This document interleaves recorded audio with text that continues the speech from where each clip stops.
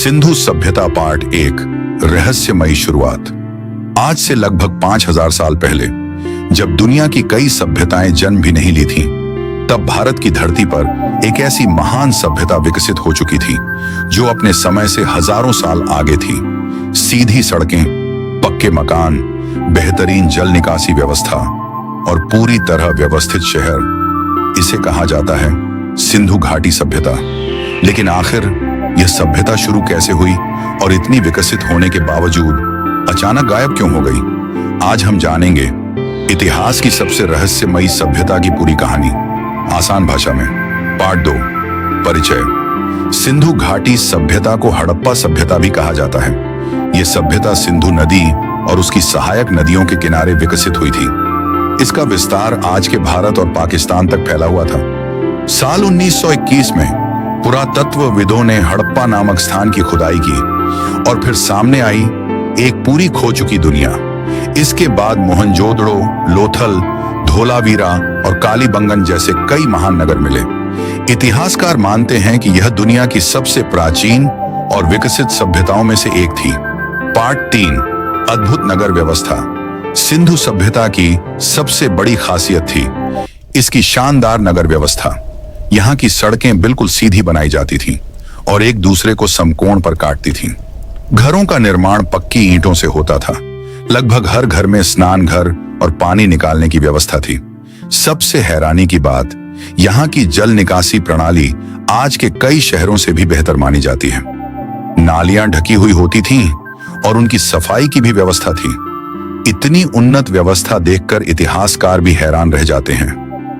Part 4 महान स्नानागार। मोहनजोदड़ो में मिला महान स्नानागार इस सभ्यता की सबसे प्रसिद्ध खोजों में से एक है। यह एक विशाल जलकुंड था जहां लोग धार्मिक और सामाजिक कार्यों के लिए स्नान करते थे। इसका निर्माण इतनी मजबूती से किया गया था कि हजारों साल बाद भी इसके अवशेष मौजूद हैं। पार्ट 5 लोगों का जीवन। सिंधु सभ्यता के लोग खेती और व्यापार करते थे। वे गेहूं, जौ और कपास की खेती करते थे।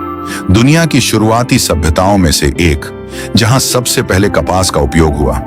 लोग मिट्टी के बर्तन बनाते थे, गहने पहनते थे और बच्चों के लिए खिलौने भी बनाते थे। यहां से मिली नृत्य करती लड़की की मूर्ति और पशुपति मुहर इनके अद्भुत कला कौशल को दर्शाती है।